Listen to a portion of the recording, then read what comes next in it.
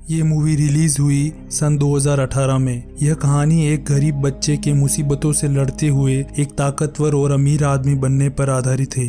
कहानी शुरू होती है और दिखाया जाता है कि एक पत्रकार आनंद इंगलांगी की पुस्तक एल डोरेडो, जिसमें 1951 से 2018 के बीच कोलार गोल्ड्स फील्ड यानी कि केजीएफ की घटनाओं का विवरण दिखाया गया था। इस पुस्तक को भारत सरकार द्वारा प्रतिबंधित कर दिया जाता है और सभी प्रकाशित प्रतियों को जला दिया जाता है। इसके बावजूद एक टीवी समाचार चैनल पुस्तक की एक प्रति प्राप्त कर लेता है और वो सोचते हैं कि ऐसा क्या है इस पुस्तक में जिसे सरकार ने बैन कर दिया और प्रकाशित पुस्तकों की कॉपी को जलवा दिया। सच जानने के लिए वो पुस्तक के लेखक पत्रकार आनंद इंगलांगी का इंटरव्यू शुरू करते हैं। वो बताते हैं बात 1951 की है, जब सरकारी कमीशन के अधिकारियों ने भारत के मैसूर राज्य के दक्षिणी भाग में खरे सोने की खोज की।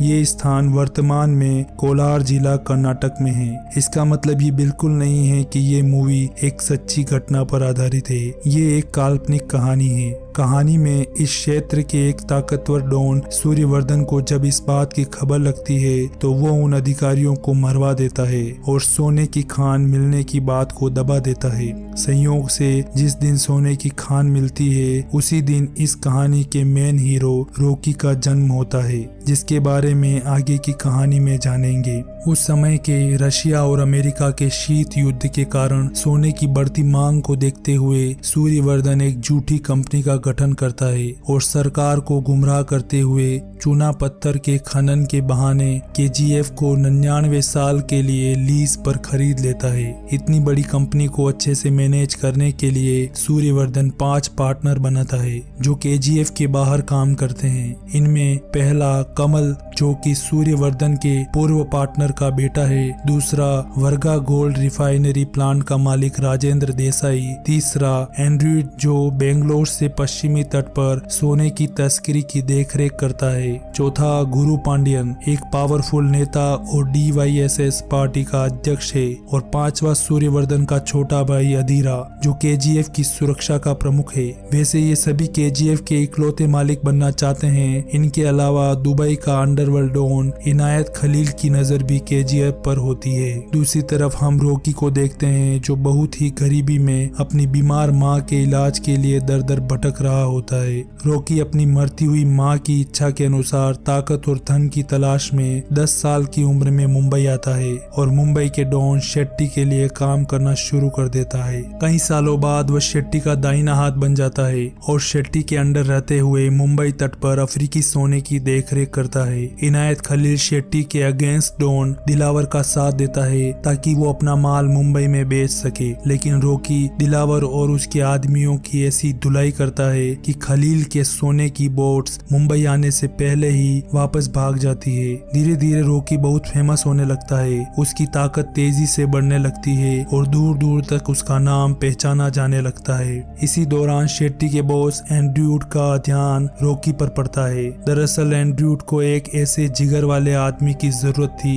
जो केजीएफ के मालिक सूर्यवर्धन के बड़े बेटे गरुड़ा को मौत के घाट उतार सके, क्योंकि सूर्यवर्धन अब बूढ़ा हो चुका होता है और उसे हार्ट अटैक भी आ गया था। वो कभी भी मर सकता था। उसके बाद उसका बड़ा बेटा गरुड़ा केजीएफ का मालिक बनता, जो कि बहुत ही क्रूर था। उसकी क्रूरता से बचने और केजीएफ को हथियाने की लालसा में सारे पार्टनर एक होकर गरुड़ा को मरवाने का प्लान करते हैं और इसके लिए वो रॉकी को चुनते हैं। एंड्रयू रॉकी को गरुड़ा की हत्या के बदले मुंबई ऑफर करता है। रॉकी ऑफर स्वीकार करता है और बेंगलोर आ जाता है।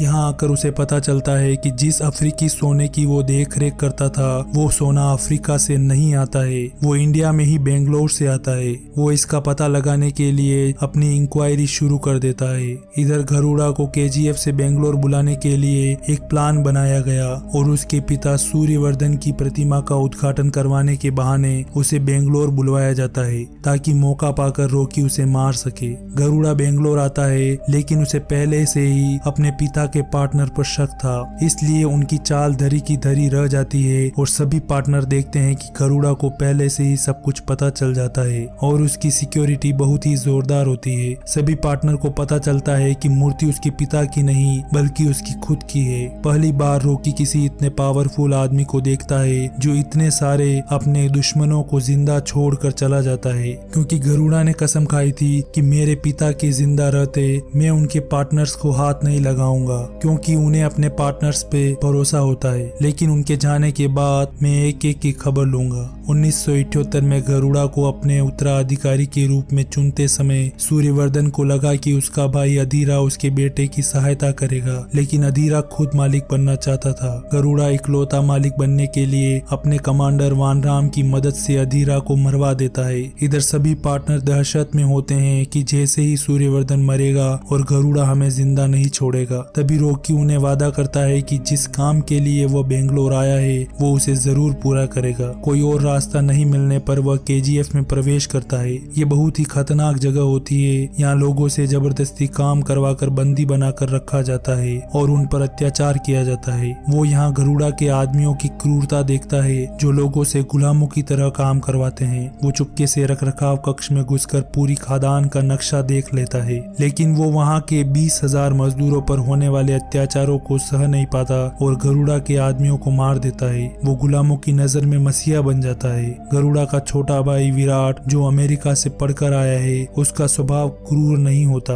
वो गरुड़ा को मरवाने के लिए पार्टनर्स के साथ मिल जाता है। जब गरुड़ा को पता चलता है कि उसके आदमियों को किसी ने मारा है तो वो रॉकी की तलाश में लग जाता है, लेकिन उसका ध्यान भटकाने के लिए विराट अपने पिता को मार देता है और गरुड़ा अपने पिता सूर्यवर्धन के अंतिम संस्कार में व्यस्त हो जाता है और प्रण करता है कि माँ काली की पूजा के बाद वो सभी पार्टनर्स और उस आदमी की खबर लेगा जिसने उसके आदमियों को मारा है। गरुड़ा का कमांडर वानराम उस आदमी यानी कि रॉकी की तलाश में लग जाता है।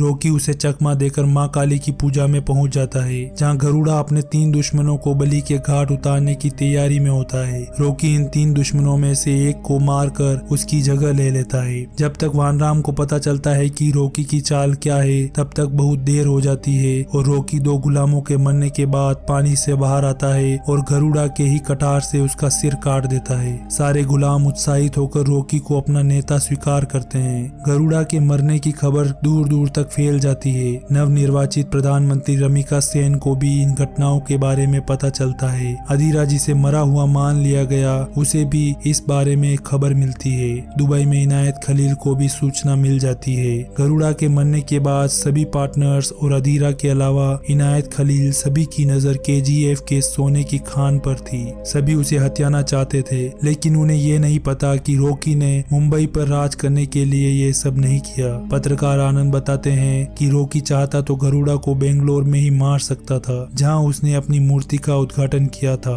लेकिन रॉकी सबसे पावरफुल आदमी बनना चाहता था, इसलिए उसने गरुड़ा को मारने का स्थान केजीएफ को चुना ताकि वो 20,000 मजदूरों का विश्वास जीत सके। वानराम अपने आदमियों को रॉकी को मारने का आदेश देता है, लेकिन तभी एक गोली चलने की आवाज आती है और मूवी खत्म हो जाती है। इसके नेक्स्ट पार्ट में हमें पता चलेगा कि आगे क्या हुआ था। केजीएफ का नेक्स्ट पार्ट रिलीज होने की एक्सपेक्टेड डेट 14 अप्रैल 2022 है और हम जल्द ही उसका एक्सप्लेनेशन भी आपके सामने लाएंगे। आई होप आपको ये कहानी पसंद आई होगी। वीडियो को लाइक करें और शेयर करें। ऐसे ही और भी वीडियोस देखने के लिए हमारे चैनल को जरूर सब्सक्राइब करें।